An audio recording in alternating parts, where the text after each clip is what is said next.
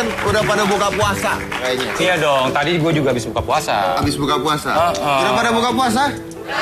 Udah, bagus. Kalau gitu konsumsi tolong dimasukin lagi. Tapi ngomong udah pada sholat belum? Udah kan? Udah, good. Udah pada sholat juga? Ada yang belum? Oh ya nggak apa-apa, biarin aja. Belum sholat tapi udah buka puasa? Bagus. Oke. Malam hari ini saya akan ditemani dengan Sandy. Nah, Sandy ini adalah seorang mualaf ya, Sandy ya? Iya. Ada seorang mualaf baru beritanya ya? Iya. Nah, tapi kita tidak akan membahas tentang kenapa dia mualaf dan masalah-masalah di belakangnya dan sebagainya. Di keluarga yang dibahas kita nggak akan bahas itu. Kenapa? Karena menurut saya yang namanya memilih agama itu adalah hak asasi manusia masing-masing yang merupakan hak pribadi, benar nggak? Yes, benar banget. Jadi sebenarnya kalau diberitakan dan sebagainya akan semakin merepotkan kan? Iya, yang penting kan sekarang kita ngejalanin sekarang dan ke depannya. Benar. Dan pilihan itu kan pilihan pribadi. Pilihan pribadi. Pilihan pribadi kita kepada Tuhan kita, that's it. Pertanggungjawaban kita cuma sama Tuhan. Bukan sama siapa-siapa. Berarti vertikal ya? Vertikal aja. Vertikal. Iya dong. Oke, karena yang penting toleransinya. Kan perdamaian itu yang dipentingkan. Betul. Benar ya? Oh, udah bisa jadi ustadz ya? Oh, enggak juga, biasa aja, baru belajar.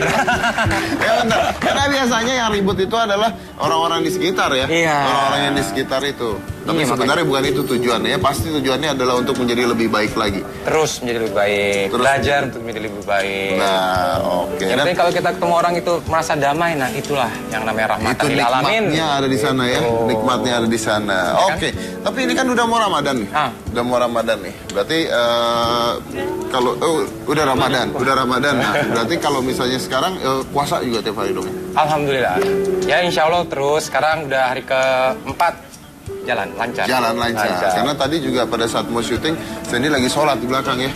Lagi sholat juga tadi, makanya saya tahu. Nah, kita mau bicara tentang kalau misalnya tentang beragama. Nah, ini begini. Ada pertanyaan kalau misalnya orang-orang yang memiliki keterbatasan khusus. Ya. Contohnya adalah orang-orang yang misalnya orang-orang tunanetra. Anda kebayang nggak? Kalau misalnya orang tunanetra itu gimana caranya mereka harus baca Quran? Waduh. Sulit kan? Sulit banget. Tunanetra membaca Quran. Jadi harus ada orang-orang yang menyiapkan hal tersebut. Oke. Harus ada orang menyiapkan hal tersebut. Nah, saya punya bintang tamu. Bintang tamu saya ini membuat Quran Braille. Apa tuh Braille? Jadi tulisan-tulisan di Quran itu dari tulisan Braille yang kalau dibaca itu dipakai tangan. Oh ya? Yang dibacanya pakai tangan. Jadi kayak dirasakan gitu? Yes. Oke. Dan ini menarik banget karena ternyata ada yang membuat hal tersebut. Bayangkan ini membantu banyak orang sekali karena saudara-saudara kita yang tunanetra nggak sedikit. Iya. Dan biasanya mahal ya. Oke. Biasanya harganya mahal. Tapi ini dibuat. Oke, kita lihat dulu. Ini adalah tayangannya proses pembuatan Al-Quran Braille itu sendiri. Silakan.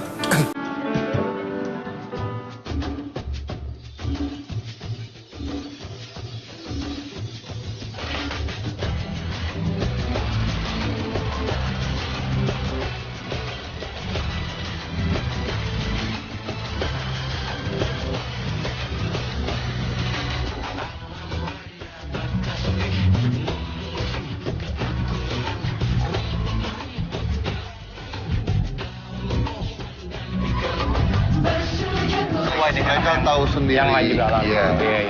Ini penjilitannya. Nah, ini proses penjilitan. Karena biasanya Sandy kalau misalnya beli yang aslinya mahal. Kalau ini murah ya. Biasanya mahal soalnya kalau dibuat.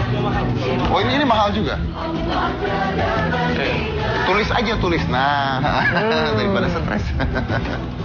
Ini Al-Quran Braille ini satu juz, satu buku lagi.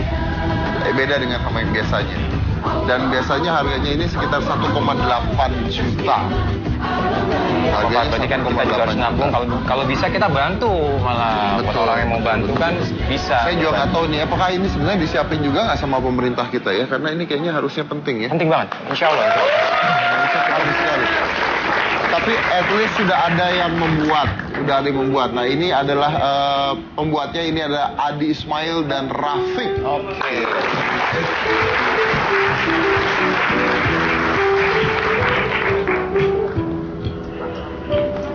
Dibantu kali. Oke, hati-hati Pak ya. Siap Pak. Iya. Maaf. Iya. Ke sini Pak? Ya. Ke sana. Ya, ke sana. Silakan. Kalau tengah-tengah ya? Ya, di tengah-tengah. Oke, silakan. Iya, Bu. Oke. Tuh, silakan Sandy. Ya. Iya. Nah, ini dia. Apa kabar Pak? Baik? Alhamdulillah. Alhamdulillah baik. Tadi saya lihat di VT-nya pembuatan Quran Braille.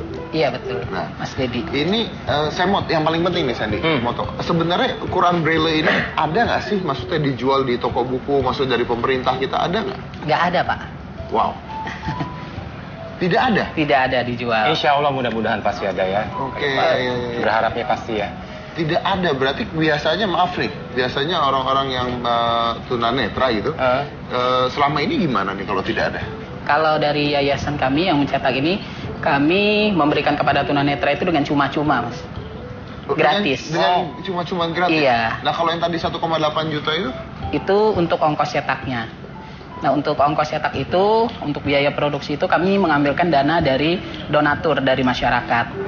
Oh, jadi proses pembuatan itu sendiri, Sandy, harganya 1,8 juta. Proses pembuatannya. Iya. Pembuatan biayanya, Oke, biayanya ya. biayanya. Tapi ini diberikan secara cuma-cuma. Iya, kepada tunanetra dengan cuma-cuma. Kepada udah berapa orang yang memiliki ini? Kalau kami sudah menyebarkan itu ke seluruh Indonesia, ya mungkin sekitar 5.000 orang baru memiliki Al-Quran Braille. 5.000 tunanetra. 5.000 tunanetra. Ini lumayan loh itu, 5.000 tuh udah lumayan banyak. Iya. Tapi dibanding tunanetra di Indonesia ada 5 juta, Pak. Wow. Wah. Jadi kita mesti lebih. maaf, kenapa tepuk tangan? Gak apa-apa. Gak apa-apa. Anda saya maafkan ya. Nah, lihat tepuk tangannya. Nah, 5 juta tunanetra ini baru tersebar 5.000.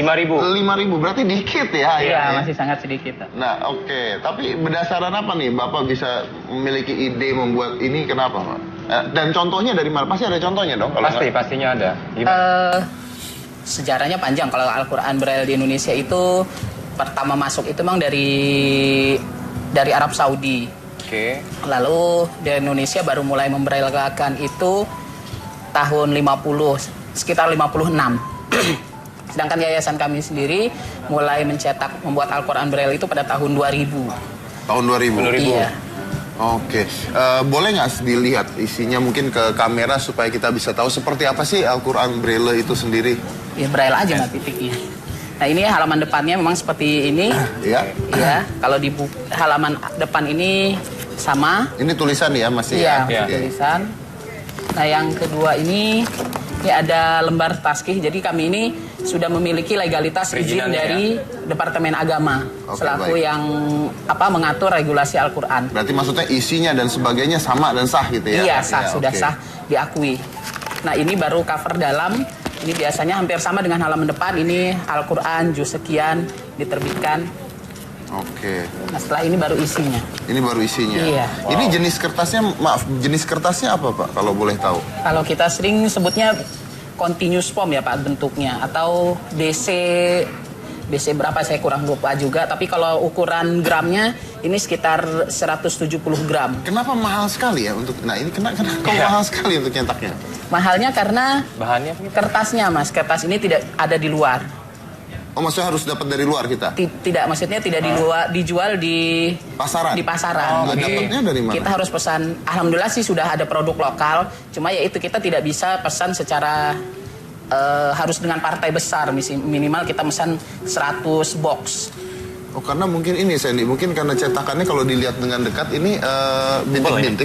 Iya. Bintik-bintik dan juga tebal ini. Dan iya. tebal. Mungkin kalau kertas biasa diginikan rusak ya? Iya, cepat hapus tulisannya dan tidak tahan lama. Oke. Nah ini sendiri, apakah orang yang bisa Braille bisa membaca Quran atau enggak dong ya? Melalui pelatihan dulu Pak nanti. Melalui pelatihan lagi ya? Iya, pelatihan baca Al-Quran di yayasan kami ada juga. Setiap hari Minggu itu kami mengadakan pembelajarannya untuk belajar membaca Al-Quran Braille. Oke, karena kan Braille itu kan biasanya paling bahasa Indonesia gitu kan. Mungkin saya salah sedikit ya. Mungkin ustadznya yang ngajarin yang mengerti tentang Al-Quran, mengajarkan pada tunanetra yang belum mengerti Al-Quran gitu ya? Iya. Oh iya, begitu. Seperti pengajian di tempat umum lah. Iya. Kalau boleh sedikit nih Pak, cara bacanya gimana Pak? Biar kita tahu sedikit aja. Oh iya. Ini kalau membaca Al-Quran Braille ini agak berbeda dengan Al-Quran tulisan biasa. Karena kalau tulisan awas kan Arab biasa itu dibaca dari kanan ke kiri. Oke. Ya. Nah kalau Braille kita bacanya tetap dari kiri ke kanan. Oh, jadi seperti Latin ya? Iya, seperti Latin. Oke. Ya, misalnya nih yang Boleh. saya baca dari juz 2, awal juz 2. A'udzubillahi minasyaitonirrajim. Bismillahirrahmanirrahim. Sayaqulus sufaha'u minan nasi mawwallahum an qiblatihim allati kanu 'alaiha. Qul lillahil masyriq wal maghrib yahdi man yasha'u ila siratim mustaqim. Oke. Ya, ini Sandy kalau lihat ya, ini tangan bisa kayak scanner loh. Ini sulit sekali loh.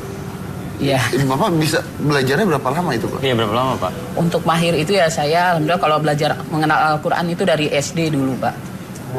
Dari SD? Iya, dari SD. Kebetulan saya SD-nya juga sudah di sekolah luar biasa dan sudah mengenal Braille.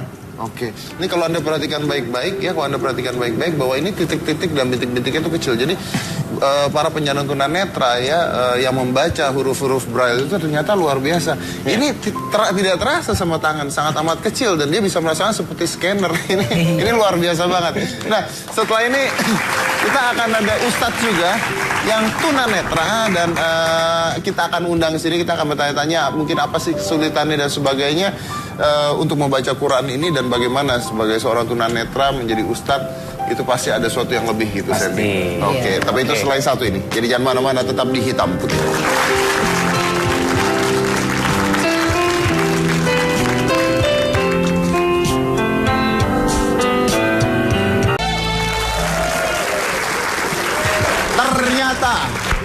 Ternyata saya kehadiran sahabat lama saya, Ustadz Wijayanto. Biasanya kan ada di sana, Ustadz. Iyalah, biasanya kursinya lebih tinggi, ini turun level dikit. Sama rata ini. Iya. Sama rata. Sekarang Ustadz ada di sini. Bagus lah, jadi Anda tidak bisa ngata-ngatain saya lagi. Biasanya kan ada di sana kalau setiap kali Saya Anda jarang ngata-ngatain, cuman bicara apa adanya aja. Anda bicara apa adanya, saya selalu sakit hati, Sandy. Oh gitu? Dia Ustadz ini kalau ngomong ya, sepertinya tuh benar tapi nyakitin. Oh gitu? Ini kayaknya saya nggak boleh ikutan nih kayaknya nih. Ini antara berdua aja nih kayaknya nih. Kita memang ada masalah pribadi gitu, Pak. Oke, Ustaz, Ya. ini menarik nih Ustaz. Ya. Jadi ini adalah Al-Quran Braille. Mungkin mau lihat Ya. Ustaz? Iya, Nah. saya pernah juga. Kalau ngelihat nggak bisa, Braille harus diraba. Oh iya betul. betul. Kalau Braille itu dilihat ya apa gunanya tunanetra kalau ini ya. Nah, kan, salah kan kita kan? Salah. Iya kan? Lalu salah. Loh, Kadang aku bisa bilang benar kita gini di sini. aja, iya. Iya. Memang kalau cari host ada yang lebih cerdas. Tuh Iya. kan? Ya, nyakitin ya, agak nyakitin ya. Sorry, ini juga dari kanan ke kiri. Dari kiri ke kanan Pak. Kiri ke kanan. Kiri ke kanan. Iya. Oh gitu ya. Atas ke bawah kan? Kan Arab kan harusnya dari Ya Dari kalau kiri. Arab yang Arab asli. asli memang dari kanan ke kiri, tapi kalau Braille tetap dari kiri ke kanan karena bentuknya hanya titik-titik. Jadi kalau dia dibolak-balik nanti membingungkan yang tunanetra untuk bacanya. Oh gitu. Karena titiknya hampir mirip gitu. Tapi memang ada peraturan dari sana sama di sini sama atau memang ada perbedaan gitu dari Arab apa dari Indonesia?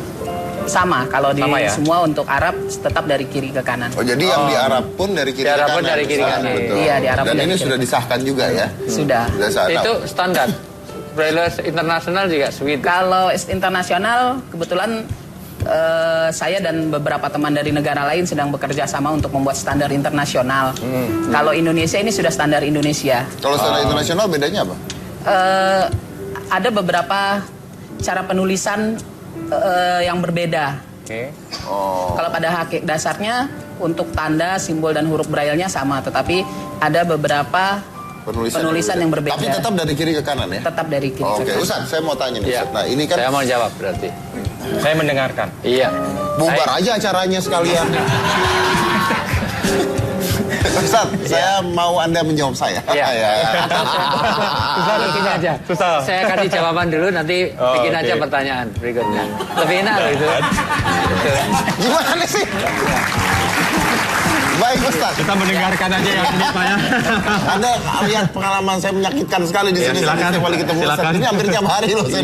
Iya. Kalau gitu kapan langsingnya? Kan gitu Pak. Oh gitu ya. Ya, langsung karena sakit hati Ustaz. Ustaz, Iya. kan kita punya saudara-saudara yang memiliki kekurangan-kekurangan. Iya. Nah, seperti teman-teman yang memiliki tunanetra, ya kan. Agama, mempelajari agama apapun agamanya itu kan adalah hak asasi Iya. manusia ya, Iya. pasti ya. Tapi Ustadz pernah nggak punya pengalaman teman-teman tunanetra atau, nah saya bingung juga kalau tunarungu nih, tunarungu ini belajar Qurannya seperti apa? Saya nggak Iya. punya pengalaman itu. Kalau tunarungu biasanya kan dia juga bisa melihat. Jadi bisa tertolong dengan tidak harus braille kan. Dia juga dengan huruf biasa. Cuman biasanya kalau tunarungu pakai isyarat. Oh, lafalnya mungkin beda ya lafalnya ya. Karena biasanya gini, kalau orang tunarungu sekaligus dia nggak bisa bicara. Karena biasanya sumum bukmun. Di dalam ayatnya itu sumum bukmun umyum lahum layar jiun. Di ayat lain layak kilut. Orang itu tuli itu maka jadilah bisu. Kalau bisu belum tentu tuli. Betul, Tapi kalau tuli itu mayoritas pasti bisu. Karena dia tidak pernah mendengarkan Iya. kata Iya, sama sekali. betul. Oke. Makanya orang yang menolak kebaikan dan kebenaran, jadi ada kebaikan kebenaran tapi dia tolak, nggak mau berbuat baik, malah membuat kerusakan, itu bahasa Qur'annya sumum bukmun umyum lahum umyum fahum layar jiun, dikatakan layak kilun. Dia tuli, bisu, buta dan tidak berakal. Nggak enak kalau pakai bahasa Indonesia, enak pakai bahasa Jawa. Jadi orang itu kalau nggak mau berbuat baik, nggak mau baik dengan orang lain, nggak mau baik dengan sesama, nggak ada toleransi, itu orang yang kayak irunge pilek, mripate picek, kupinge budek, orang duwe utek. Ya. Oh jelas itu berarti. Sopan. Iya. Yang paling enak yang paling belakang saya lihat. Orang dua utak itu paling enak yang nggak punya otak gitu ya. Balik kulisain Mas ya. Jadi hampir setiap sesuatu itu di balik kekurangan pasti ada kelebihan. Oh gitu. Dan jangan salah ya, saya itu punya tukang pijit, itu hafal, kebetulan tunanetra juga. Sebenarnya pijitnya nggak enak. Loh. Terus saya jujur nggak enak. Cuman karena dia memang suka, saya ingin ya saya bermanfaat kepada dia, dia juga bermanfaat pada saya. Saya ajari ngapalkan Quran, ngapalkan hadis itu jauh lebih hafal dia daripada saya. Karena saya diktinya pakai baca, dia tahu-tahu sudah ingat. Oh ya. Ingatannya lebih kuat. Pasti. Dan orang buta itu kadang-kadang punya kelebihan-kelebihan yang tidak kita miliki. Ternyata tidak bisa kita tipu mengenai uang. Boleh kita coba. Kasih 10.000 sama uangmu aja. Kalau uangku nanti Saya nggak mau uang. Iya. Itu biasanya bisa membedakan uang 100.000 sama 10.000. Bisa Pak bedain Pak. Tergantung juga sih Pak. Tergantung. Iya, kadang-kadang kalau uangnya udah jelek ya susah juga. Oh, jeleknya menghadapnya ke kanan, jangan ke kiri. Iya. Dia nggak ngadep Oh, Ustaz. nggak ngadep ya. Tadi kan uangnya jelek terus gini kan isyaratnya, gesturnya kok pas banget itu loh maksud saya. Pak, apa kita baca Al-Quran aja mereka Kita berdebat ya deh semua, yang penting baca Quran aja deh. Oke. Iya. Jadi berarti ada kelebihan di balik kekurangan Iya, manusia jelas. pastinya Iya, ya. Nah, ini kan sebenarnya tapi yang jadi masalah tadi saya nanya bahwa ternyata Quran Braille ini tidak disediakan oleh pemerintah katanya dan nggak dijual di toko Oh, nggak ada. juga ya? Pemerintah nggak, Departemen Agama nggak mempersoalkan kementerian. Memproduksi juga, cuma memang tidak rutin, tidak ada rutin. Paling beberapa tahun sekali baru mereka produksi dan itu pun jumlahnya belum terlalu Kurang. banyak gitu. Jumlahnya belum terlalu banyak. Iya. Oke, sedangkan katanya ada sekitar berapa? Tunanetranya ada sekitar 5 jutaan ya di Indonesia. Sekitar 5 juta yang sudah tersebar tadi. Ya mungkin sih kalau kita baru sekitar 5 ribuan mungkin ya. 5 ribuan. Oke, Sandi, Anda kan baru aja mualaf nih ya. Ya. Baru mualaf. Mungkin ada pertanyaan-pertanyaan tentang yang Anda belum tahu. Misalnya, kebetulan ada Ustadz Wijayanto. Iya. Coba Anda tanya, Anda dengarkan gimana nyebelin jawabnya. Oh gitu. Ya. Udah ketebak sih tadi. Itu tergantung kondisi hatinya sebetulnya. Oh iya, gitu. Sama-sama garukan itu, kalau garukan ada orang digaruk itu nikmat kalau dia gatal. Tapi kalau sudah luka, digaruk dikit tambah lukanya. Oh gitu ya? Nah, jadi Maksudnya saya luka gitu, hati saya gitu. karena sudah Untung saya udah buka nih. Godaan yang terbesar tuh apa sih kalau puasa? iya, Biasanya pertama rata-rata. nafsu jelas. Nafsu. Nafsu, Oh, iya. nafsu. Nafsu kayak gimana, Pak? Nafsu semuanya, karena nafsu itu selalu pada yang jelek. Nah. Makanya orang itu kalau mau berbuat baik, nafsu membayangkan susahnya. Tapi kalau mau berbuat jelek, nafsu membayangkan senangnya. Copet itu kalau membayangkan susahnya nggak jadi nyopet. Nyopet orang paling dapat 100.000, ketangkep, diajar masa, operasi plastik 2 juta, tombok 1.900.000, nggak jadi nyopet. Iya. Tapi kalau mau berbuat baik, besok pagi puasa, maka sekarang sudah tergambar susahnya. Wah, besok pagi puasa, jam 2 lemes-lemesnya, jam 3 ngantuk-ngantuknya, puasanya masih besok pagi, tapi laparnya mulai hari ini.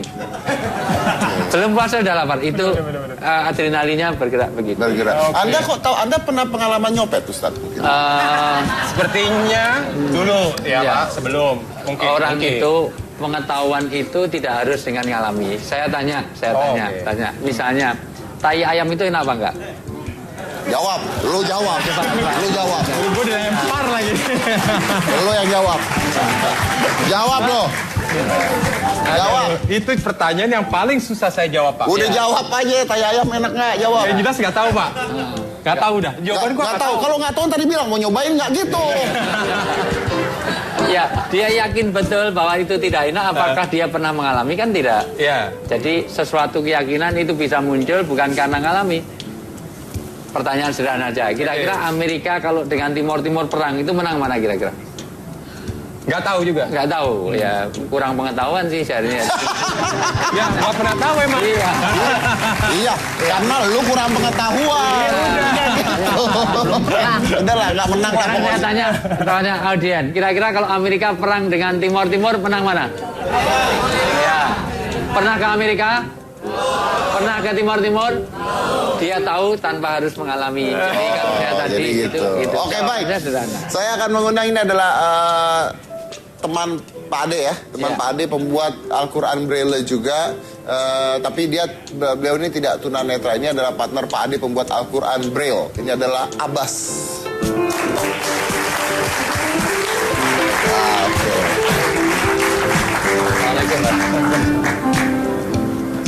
Ya. Abbas. Bagus. Silakan Abbas silakan duduk. Namanya Abbas ya? Abbas. Nggak ada embel-embel depannya kan ya? Oh ya bagus kalau gitu. Abbas. Ya. Akrab dengan gitar biasanya. Apa sih? Iya, kan harus ada bass, ada macam-macam. Ada AA bass, Iya. AA tar gitu. Iya. Aduh. Bas, saya mau tanya. Ini Anda yang membantu secara teknis. Secara teknis, Sulitnya apa? sulitnya ngenalin huruf pertama. Anda bisa baca Braille? Belum. Loh, gimana Belum, caranya? bisa. Sebenarnya di sini habis nyetak Mas Ade sama yang lain meriksa lagi. Oh gitu. Udah ada patokan-patokannya. Ada patokan. Ada patokannya. Nah, dicetaknya sulit nggak ini? Lama nggak? Kalau sulit sih enggak. Kan 1 hari itu mesin Braille 1 hari 3 buku itu 3 Tiga set Quran, Al-Quran. 3 set Al-Quran. 3 Quran dapat 90 buku. 90 buku. Sehari 1 hari 3 Quran dapat 90 buku gimana? 3 Quran awas dapat 90 Buku buku seperti ini. Oh oke. Braille 1 hari. 1 hari. Dari Karena- mulai jam 6 sampai jam 5. Karena per Quran ini per juz, Mas Dedi. Iya. Jadi kalau satu Al-Quran itu 30 buku. 30 juz. Iya, 30 juz. Jadi kalau dia 3 Al-Quran Tiga Al-Quran. dapat 90 buku. Berarti totalnya. 3 Quran Tiga ya? Quran. 90 Iya. buku itu 3 Quran ya? Iya. Oke, itu 1 hari. 1 hari. Ini produksi tiap hari? Ambil Setiap hari. Setiap hari diproduksi? Setiap hari. Oke, mungkin yang saya mau tanya gini Mas Ade, dapat duitnya dari mana ya? Kan mahal nih katanya. Kalau kami mendapatkan dananya itu dari masyarakat. Jadi banyak masyarakat yang membantu untuk pencetakan, entah mereka berapa saja. Ada yang menyumbang dengan 1 set atau yang hanya menyumbang beberapa juz saja. Ada yang nyumbang 2 atau 3 set. Nah itu dari dana itulah yang kami gunakan untuk Untuk membuat itu. Biaya pencetakan. Mas Ade, maaf, itu 1,8 itu satu Quran full atau cuma satu juz doang? Satu Quran full. Oh, satu Quran full tuh 1,8. Oke, Iya. berarti 30 buku ya? Iya. 10 buku. 30 bukunya 1,8 juta. Dan sampai sekarang semuanya dapat dana dari orang-orang. Iya, dari masyarakat. Dari masyarakat. Wah, luar biasa. Ternyata masyarakat kita masih banyak yang peduli nih Ustaz. Alhamdulillah. Oke, baik. Ini memang luar biasa sekali dan ini sangat amat membantu pastinya ya. Nah, setelah ini kita akan mengundang Ustadz Furgon, Ustadz tunanetra yang akan membaca Al-Quran Braille ini. Selain satu ini, jangan mana-mana, tetap di Hitam Putih.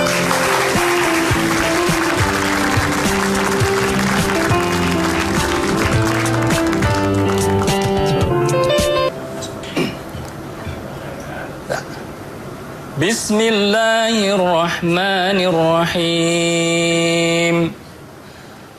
Ar-Rahman 'allamal Qur'an, khalaqal insan, 'allamahul bayan. Asy-syamsu wal qamaru bihusban, wan najmu was-sajaru yasjudan, was-samaa'a rafa'aha wa wada'al mizan, alla tatghaw fil mizan, wa aqimul wazna bil qisti wa la tukhsirul mizan, wal arda wada'aha lil anam, fiha fakihatun wan nakhlu dhatul akmam, wal habbu dhul asfi war rayhan, fabi ayyi ala'i rabbikuma tukadziban. Khalaqal insana min salsalin kal fakhar, wa khalaqal janna min marijin min nar, fabi ayyi ala'i rabbikuma tukadziban. Sadaqallahul azim. Oke, baik.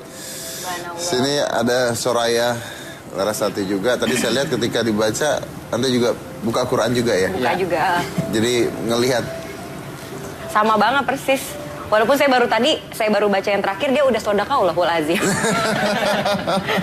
Oke, baik. Lebih lancar yang Braille daripada Sorayanya. Sayangnya masih terbata-bata, ternyata Ini dia ada biarpun keistimewaan tidak lain muncul. dari Quran Braille. Ada keistimewaan apa itu, Ustaz? Jadi kalau lampu mati juga masih tetap bisa dibaca. Iya. Oh, iya, betul.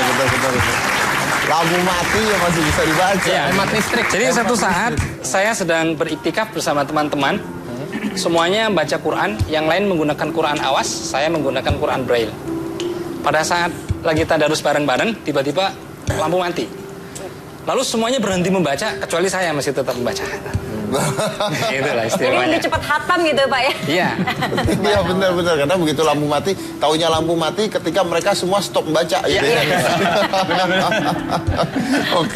Oke. Nah ini maaf Ustaz, ini buku Qurannya sama? Yang diproduksinya sama? Sama. Oke, sudah berapa lama nih Ustaz? 27 ya. Saya mempelajari Al-Quran Braille itu sejak saya usia sekolah ya, usia SD. Memang waktu itu belum ada guru yang mengajarkan secara, saya baru belajar secara otodidak saja sendiri gitu. Saya cari buku karena sebenarnya saya galau ya. Awalnya saya tuh galau sekali dengan adanya Quran yang awas tadi mana ya? Quran awas ini Pak. Oh ya, tadi sudah dibaca. Jadi ketika teman-teman sebaya dengan saya itu bisa membaca Quran, tapi Quran saya elus-elus kemana nggak ada tulisannya gitu. Saya buka-buka, yang lain pada baca alif ba ta tha pada baca juz amma dia bisa gitu. Saya nggak bisa gitu. Saya galau sekali bagaimana caranya supaya saya juga bisa membaca seperti yang lain gitu loh. Ternyata alhamdulillah pada saat saya usia sekolah saya menemukan ada buku panduan tentang belajar membaca Al-Quran Braille. Itulah yang kemudian saya bersyukur ya kepada Allah bahwa akhirnya sekarang saya menjadi guru, di antaranya adalah guru mengajar Al-Quran Braille gitu. Oke, jadi guru mengajar Al-Quran Braille. Oke. Dan tapi Ustadz pada saat itu menggunakan Quran dari mana? Waktu itu kebetulan memang masih ada Quran yang di braillekan tapi masih dalam bentuk menggunakan termoform ya, bukan menggunakan komputer ya. Jadi awalnya adalah teknologinya waktu itu teknologi Jepang kalau tidak salah ya. Termoform itu bagaimana Ustaz? Jadi gini, kita tulis dulu di tempat yang menggunakan baja, ya kan? Lalu ditempelkan ke plastiknya plastik khusus gitu. Begitu dipanaskan maka dari plastik itu akan keluar huruf timbul. Ditempelkan di plastik begini, terus kemudian plastik itu akan nimbul sesuai dengan apa yang tertulis di baja itu. Jadi seperti dicetak gitu ya, cetak di plastik ya. Baik. Ini saya mau megang juga. Ini adalah Yayasan Raudatul Makfufin ya. Itu ini adalah ini abjad Braille Latin dan angka. Cara belajarnya Latin dan angka, dan di sini abjad Braille Arab, syaki dan tanda baca. Ya. Jadi ini mungkin dibagikan kepada teman-teman yang tunanetra, pada orang-orang yang tunanetra supaya belajar juga. Dan ini ada contoh-contohnya juga ya. Baik, tapi Ustadz ini juga luar biasa karena dia ini mengajar ngaji bagi teman-teman yang tunanetra ya. Iya benar. Nah, kita punya tayangannya seperti apa? Coba silakan.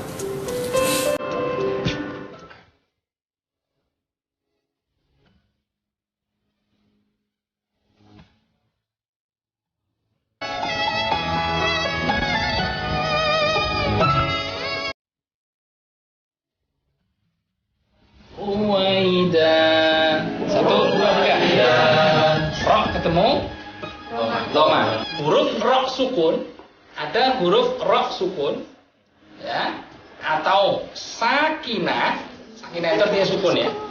Lalu ro sukun atau wakaf, diwakafkan juga sama, disukunkan juga sama. Sebelumnya atau berada di yang sebelumnya itu ada huruf berharkat dhamma. الحق بكلماته ويقطع دابر الكافرين صدق الله العظيم.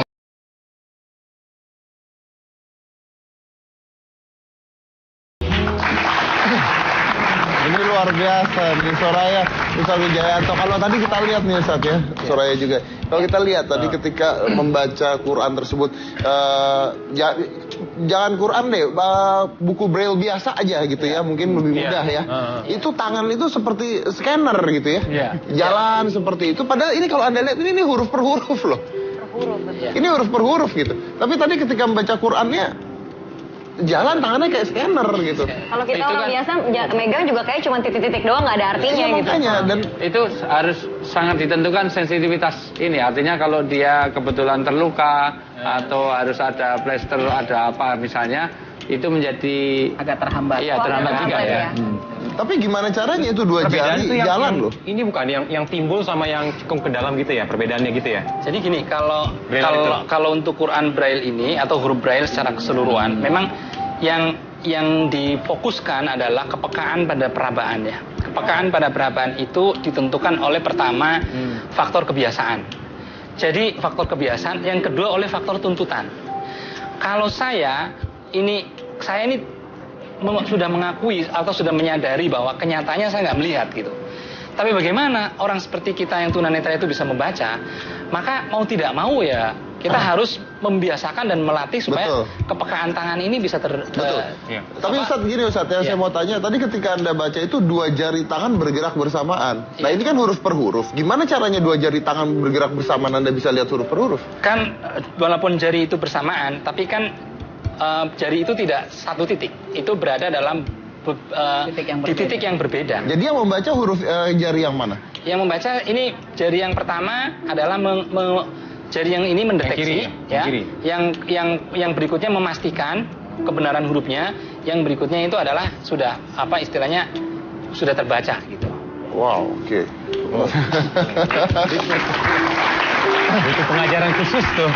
Iya. Waktunya lagi. Iya, iya, iya. Memang layaniful wali ilal wali. Jadi tidak paham tentang dunia orang buta kecuali orang buta itu sendiri memang. Jadi kadang-kadang kita kan susah untuk apa ya? Karena itu jari itu kan membaca ini kan harus sudah siap dengan bacaan berikutnya kan? Iya betul. Baca Quran kan gitu kan biasanya Sama harus seperti siap itu dengan ya. bacaan berikutnya. Ustaz, saya mau tanya nih Ustaz Wijayanto, saya mau tanya. Untuk orang-orang yang teman-teman yang tunanetra atau mengalami hal-hal tersebut, tapi bisa membaca Quran, bisa seperti ini berkahnya 2 kali lipat nggak sih? Betul. Jangankan kepada, jadi tingkat kesulitan perjuangan itu menentukan reward yang akan dia dapatkan. Ya. Kalau orang itu semakin berat, maka pahalanya lebih besar. Sama-sama ke masjid, kalau rumahnya dekat masjid dengan jauh, maka pahalanya lebih banyak yang jauh. Sama-sama orang baca Quran yang lancar kayak ustadz-ustadz gini, ini pahalanya cuma 1. Tapi kalau yang tidak lancar, ya tak terbata-bata, itu pahalanya 2. Kalau tanpa lampu pahalanya lain lagi, Pak. Oh, tanpa lampu tambah 3. Tambah 3. Ya, tambah 3. Tanpa lampu itu karena pahala penghematan. Jadi nggak perlu ada PLN, nggak ada itu. Iya, penghematan biaya. Penghematan biaya. Jadi di samping itu kalau terbata-bata kan terulang-ulang. Karena dibaca itu misalnya alif lam mim. Kalau orang nggak biasa alif lam mim. Jadi A-nya berkali-kali jadi tambah banyak lagi. Oh gitu. Nah saya ikutin loh Pak. Tapi kalau seharusnya bisa. Jadi ada 2, nggak melihat itu. Ada orang yang buta, maka itu dimaklumi. Yang kedua orang merem. Kalau orang buta nabrak itu wajar, tapi kalau dia orang merem itu nanti yang kena hukuman. Orang buta itu nggak bisa membedakan istri sendiri dengan istri tetangga, oke. Tapi kalau orang melek kok nggak bisa membedakan, itu merem namanya. Iya. Dikira istri sendiri, ternyata istrinya orang. Dikira kerupuk. Tapi Anda boleh kan ngomong gini nggak usah lihat saya. Oh iya benar. Oh ya mungkin dia hilaf gitu kan. Yang hilaf. Oke, baik kita lanjut lagi nanti. Jangan mana-mana, tetap di Hitam Putih.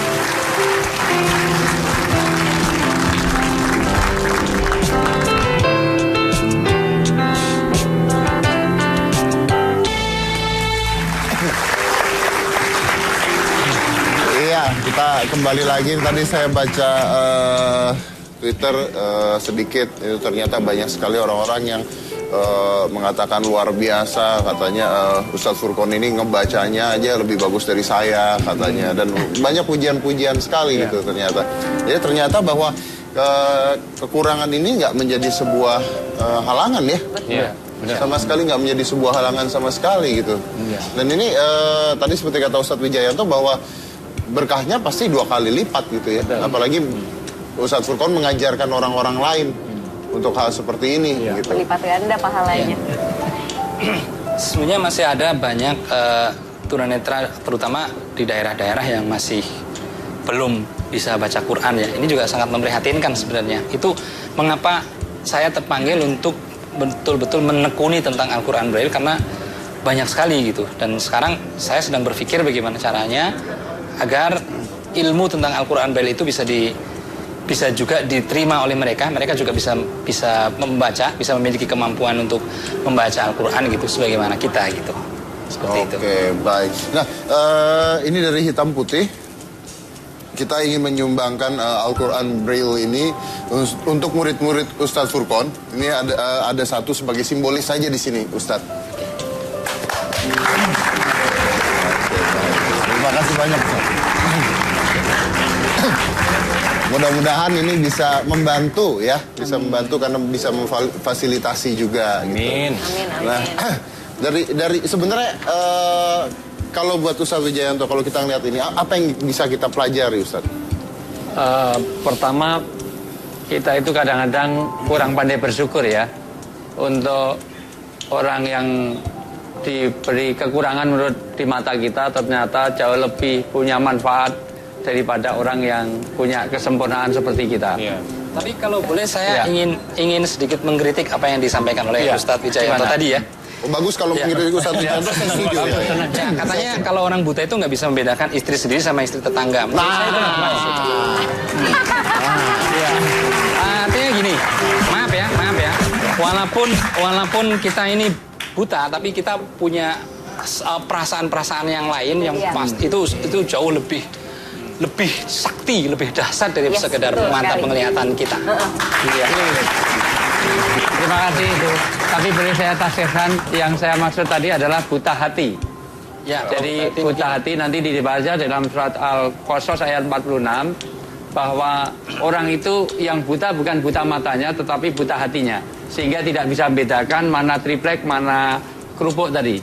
Mana semen, mana itu bukan pada makna yang sesungguhnya ya. tetapi makna majazi. Karena di dalam Quran dikatakan sumum tadi, sumum bukmun itu bukan orang yang buta matanya tapi buta hatinya. Jadi arahnya ke sana sebetulnya. Tapi betul tadi secara hukum orang buta nabrak itu masih bisa dimaklumi. Tapi kalau orang melek nabrak karena dia merem itu jadi kesalahan. Kadang-kadang saya juga suka sengaja kok Ustaz nabrak. Ya saya sengaja ya. Iya. Nah itu yang jadi masalah itu. Ini Mas Edi ada yang ngebantu nih sekarang. Iya. Nggak, kalau menurut saya sih, kalau tadi Ustadz ketika ngomong nggak bisa membedakan isi sendiri isi tetangga itu sebenarnya tujuannya bukan kemana-mana, tujuannya itu cuma satu. Apa? Ya ke saya gitu. Oh. Intinya semua omongan itu tujuannya buat nyakitin saya doang. Ya sama kan, sama-sama garuk itu kalau orang itu sedang gatal. Iya, ini udah luka Ustadz ya. Tapi sebenarnya setiap orang itu mengalami ketunaan. Ada yang tunanetra, ada yang tunarungu, ada juga yang tuna rambut seperti Mas Dedi ini. Pak, jadi Bapak ini mau front Dari kemana? suara Ke yang aja. ini Pak, yang ke ini Pak bilangnya Dari Pak. suara aja udah kegambar rambutnya kayak gimana ya. luar Saya biasa kayaknya banget. belakangan ini agak nggak bersekutu dengan ustadz-ustadz yang ada di hitam putih. Entah kenapa tuh selalu kena saya gitu ya. Bahkan, nah inilah luar biasanya. Bahkan mereka yang tunanetra aja tahu gua botak itu gimana ceritanya. Dari suara kayaknya, dari suara ya. Apa jangan-jangan tadi waktu di belakang saya diraba-raba kepalanya sama ustadz. Sudah berita rahasia umum gitu. Oh, rahasia umum. Oke, baik. Tapi kita belajar banyak sekali malam hari ini ya, Sandy juga banget. Belajar banyak sekali. Tadi semua udah hadir di sini. Apalagi tadi saya lihat Twitternya di hitam putih. Wah, luar biasa sekali tentang apa yang udah kita tampilkan di sini. Mudah-mudahan ini bisa memberikan nilai tambah buat kita semua sebagai manusia gitu ya. Dan saya yakin gitu, kalau misalnya Anda ingin membantu dana atau menyumbang dana, Anda bisa datang atau langsung saja silakan ke yayasannya apa Pak? Silakan Pak. Yayasan Laudatul Makfufin, Pak. Di mana itu? Kita beralamat di Jalan Puspitek Raya, Gang Rais, Kampung Jati, RT 2 RW 5, Kelurahan Buaran, Serpong, Tangerang Selatan. Baik. Ada nomor rekening nggak? Ada, Pak. Iya. Nomor rekeningnya? Bisa di Bank Syariah Mandiri 7047 Bisa apa, ya? 912223 atas nama Yayasan Laudatul Makfufin. Diulang lagi Pak. Nah, nanti kita akan tweet di hitam putih alamat dan juga nomor rekeningnya di Twitter hitam putih. Jadi apabila Anda ingin menyumbang, Anda silakan langsung ke sana karena sumbangan Anda sedikit pun tapi itu akan membantu banyak teman-teman yang mengalami tunanetra supaya mereka bisa melakukan apa yang selama ini mereka ingin lakukan. Ya. Baik. Dan saya yakin sekali kalau saya mendapatkan pelajaran yang menurut saya luar biasa hari ini, kalau saya pribadi saya mendapatkan sebuah pelajaran ketika saya melihat mereka yang tunanetra tapi bisa membuat buku seperti itu, bisa membaca seperti itu, yang bahkan buat saya luar biasa gitu. Jari jalan seperti scanner dan bisa membaca. Itu luar biasa. Saya yakin akan satu hal, ternyata kata tidak bisa itu hanya berlaku untuk orang-orang yang tidak mau. Betul. Saya Deddy Corbuzier, inilah hitam putih.